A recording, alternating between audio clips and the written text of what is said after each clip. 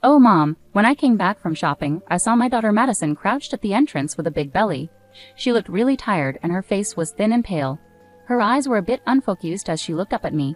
Next to her, a little child was holding on tightly to Madison, calling Mom, Mom. I realized this child was my granddaughter, Harper. I brought them both inside and asked what happened. Madison told me that her husband Stephen got frustrated because she couldn't move around much during her second pregnancy and had left them in front of the house. Madison was clearly in her last month of pregnancy and needed care. Even though the days were sunny and warm, the wind was cold.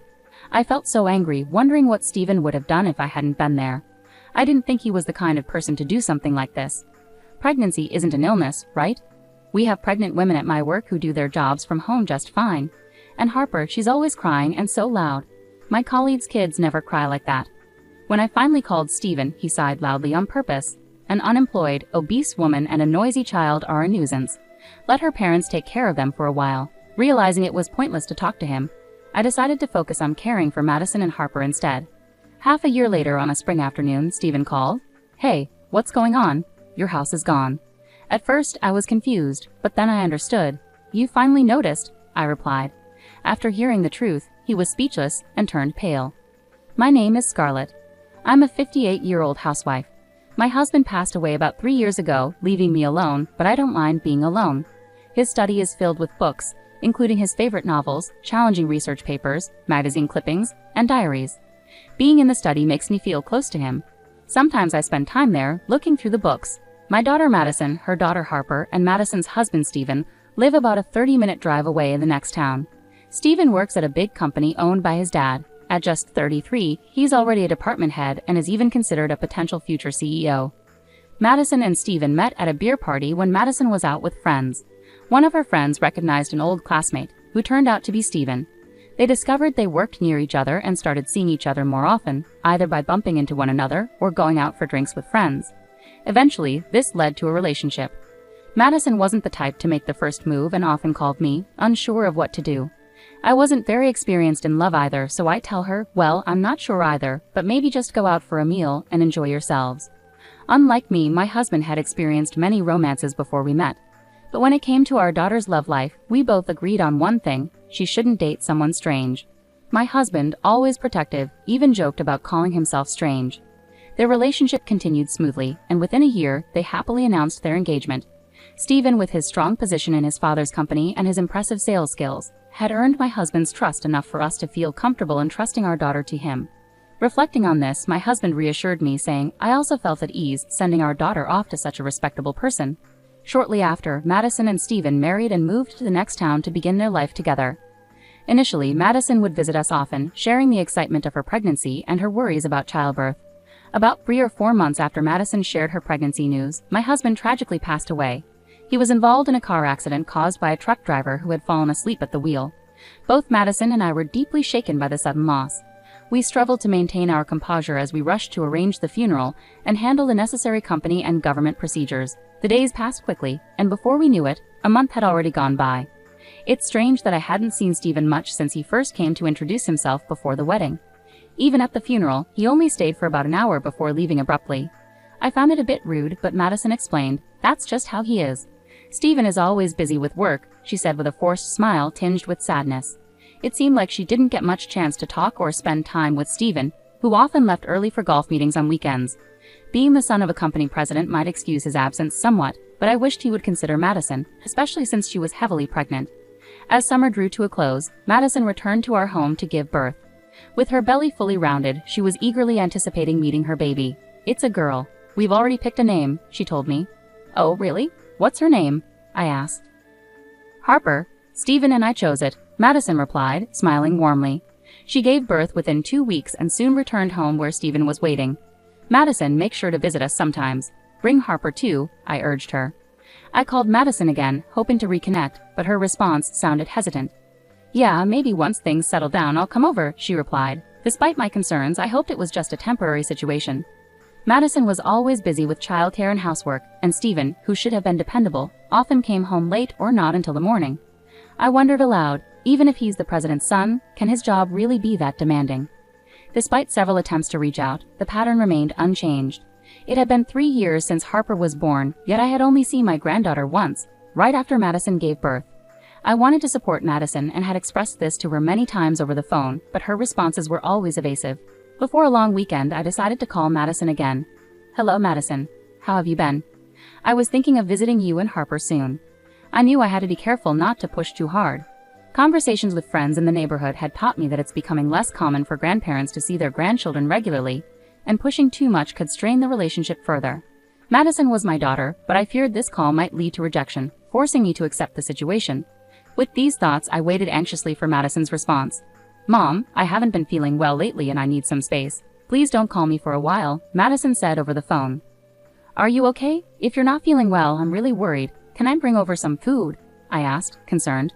"I don't need it. Can we stop this?" "I'm going to hang up," Madison replied, sounding frustrated. "Wait, how about Harper and Steven? Is he doing well? Has he caught a cold?" I pressed, trying to keep the conversation going. "You're being too nosy, Mom. I want to raise my child on my own, so please stop calling," Madison snapped before hanging up abruptly. Feeling hurt and confused, I paused, unsure of what to do next. The brief call left me deeply shaken. I never expected Madison to feel that way about me. I thought I was showing kindness, but now I realized I had been meddling, and it pained me as I stared at the silent phone. Perhaps she was exhausted and stressed from childcare, or maybe I had crossed a line by interfering too much. Considering different possibilities, I acknowledged there might have been fault on my part and decided to stop calling. Still, I couldn't shake the thought. Had my once open and communicative daughter changed so drastically? Despite my reluctance to give up on seeing my granddaughter, I continued to call about once a month. Each time, I faced a distant reception and was denied access to Harper. "Hey, are you feeling all right?" I'd ask, only to receive no reply or have the call abruptly end. Hoping to get a better sense of what was happening, I decided to call Steven. He was my daughter's husband, and I figured he might have some insight into Madison's and Harper's situation. Steven never answered the phone promptly, but late one night, he returned my call. "Madison? Oh yes, she's fine," Steven assured me. "She's doing a great job looking after Harper. You don't need to worry. Madison has always been very responsible." "That's good to hear. Could you let her know I'd like to see her sometime?" I asked, hopefully. "Yes, of course," Steven replied. "It's odd that Madison isn't picking up her phone lately. That's not like her. It's quite concerning," I added, feeling uneasy about Steven's responses. His words felt rehearsed, as if he was trying to downplay the situation. About a month later, as autumn set in and I returned home from shopping one day, I spotted a figure sitting on my front porch. At first, I thought it might be a homeless person who had mistaken my house for somewhere else. But as I approached, I realized it was Madison. Madison. And look at that belly. And who is this child? I exclaimed in surprise as I saw Madison's noticeably larger belly, indicating she was pregnant again. "Oh, Mom." Madison's face was tired and drawn, her eyes unfocused. The child next to her clung tightly, calling out, "Mom, Mom." I realized it was Harper. I quickly unlocked the door and ushered them inside, practically carrying them to the living room sofa. I made some hot milk for them to drink. Harper cautiously sipped the warm milk. "It's cooled down now, so it's safe," I reassured her. Harper drank, leaving a white ring around her mouth. Turning to Madison, I started asking questions. "What happened? Why were you sitting outside like that? Where's Steven? What's going on with your home?" Madison began to cry and look down for a while before speaking. "Take your time," I comforted her, rubbing her back gently. After a moment, she explained that as her second pregnancy progressed, she found it increasingly difficult to manage household chores and take care of Harper, which frustrated Steven. He had driven them to the front of my house and left them there. Seeing Madison heavily pregnant and upset made me furious, imagining what could have happened if I hadn't been home. I immediately called Steven. He hadn't mentioned anything about Madison's pregnancy during our last conversation, which would have prompted me to offer help sooner. After several rings, he answered with a tired voice. "Hello, Steven. What's this I hear about you leaving Madison and Harper outside my house just now?" I asked, my tone filled with anger and concern. Steven replied casually, "Well, that's how it is. Madison hasn't been keeping up with household duties lately, using her pregnancy as an excuse. Even when I come home tired, there's no dinner ready." I was taken aback by his nonchalant response, feeling a mix of disbelief and disappointment. "Not helping because you think it's all Madison's job? Don't you think you should be supporting your wife?" I challenged Steven, my voice tinged with disbelief. "Why should I help? Household chores are Madison's responsibility. She's the housewife," Steven replied dismissively. "I have my own work to focus on. It's only natural she takes care of the house." "Madison is pregnant, Steven. It's not fair to expect her to manage everything alone without any appreciation from you," I countered, trying to reason with him. "Pregnancy isn't an illness. many pregnant women work remotely just fine in our company. And as for Harper, all kids have their moments. Comparing her to someone else's child isn't fair. Stephen sighed dramatically over the phone. An overweight wife and noisy kids are a hassle. Let the parents deal with them for a while. At that moment, I realized it was pointless to continue the conversation. Fine by me, I said firmly, hanging up. Stephen's mocking laughter lingered in my ears before the call ended. Suppressing my anger and frustration, I focused on what truly mattered, taking care of Madison and Harper. Harper's clothes were stained with food and juice spills, turning into little spots. Her hair also had a faint smell, so my first priority was giving her a bath. The spare clothes in the carry case were slightly dirty too. We'll need to go shopping for new clothes tomorrow with Grandma, I told her gently. 3-year-old Harper was chatty, talking nonstop about her favorite foods, picture books, and characters from her favorite kids' show. Meanwhile, Madison looked exhausted and worn out from the strain of managing everything on her own. She could barely move from the couch. Quickly, I prepared fresh sheets and set up a bed in an empty room upstairs for Madison to rest. She looked worn out, with rough skin and disheveled hair, which made her look quite pitiful. Call me if you need anything at all. I'll take care of Harper, so you just focus on resting, okay? I assured Madison. She nodded gratefully and soon fell asleep, finally able to relax. The next 1 to 2 weeks were spent nursing Madison back to health and caring for Harper. Spending time with my granddaughter, whom I hadn't seen much until then, was incredibly fulfilling and not at all burdensome. It was difficult for me to resist when Harper would plead, "Please buy it," with that sweet voice of hers. As Madison gradually recovered, she began to open up about her past. Stephen used to be kind before we got married. He respected my opinions and we would discuss everything together. Those were the happiest times. Her voice grew somber. But after we married, he changed. He started giving orders, saying things like, "You can't rely on your parents. You have to manage all the housework perfectly." I just accepted it all. She shared that she was allowed to come back to her parents' house when Harper was born. Looking back, it felt like I was being manipulated, controlled. He even told me once that I shouldn't rely on you, Mom. "So is that why you hung up quickly when I called?" "Yes, calls with you were forbidden too, so I had to hang up quickly." "I'm really sorry," Madison explained with a mixture of regret and sadness. Later that night, after Harper had fallen asleep, we sat down with ginger tea and talked. I felt a rush of emotions, anger and sorrow mingling together. Stephen, who had once seemed so respectful when he asked for Madison's hand in marriage, now caused her so much pain and even spoke ill of her as if she were a burden. What's more, there were suspicions of him having an affair. "I've noticed perfume on him lately. It's not like him, especially not a woman's scent. And his shirts have had a sweet smell when I've done the laundry," I shared with Madison. His late nights and early mornings suddenly seemed to make sense. "Madison, you've been incredibly strong through all of this, managing the house and taking care of Harper, all while dealing with your husband's infidelity," I praised her, overwhelmed with admiration for her resilience despite everything. "Despite any disagreements, she's my daughter and family." Madison teared up quietly. The gentle autumn weather persisted, dry yet refreshing compared to summer. Madison's due date was approaching. I focused on pampering both Madison and Harper, nurturing their emotional and physical well-being. 6 months passed and spring arrived. While I was preparing lunch one day, my phone rang unexpectedly. I paused to answer it. The caller was Stephen. "Yes, this is Scarlett," I answered cautiously. "Hey, what's going on? Your house is gone." Stephen's voice sounded bewildered on the other end of the line. "Finally noticed, have you?" I replied, a hint of amusement in my voice. Stephen had arrived to pick up Madison, Harper, and the newborn only to find the house demolished and an empty lot with a "for sale" sign. The move and demolition had been completed a month ago, and Stephen seemed to have just realized the situation, prompting his panicked call to me. "We've moved. You left Madison, Harper, and the baby in my care for half a year. Have you been aware of that?" I questioned pointedly. "Yeah, I've come to pick them up now." "Where are you?" Stephen asked urgently. "Come to pick them up. Unfortunately, we've relocated to a secure apartment. There's no point in telling you where. I'm not considering returning them to you," I responded firmly. "Don't joke with me. I told my parents I'd bring Harper and the baby over. Give me back the kids at least," Stephen insisted, his tone unsettling as he referred to the children almost as possessions. "That's a promise you made on your own.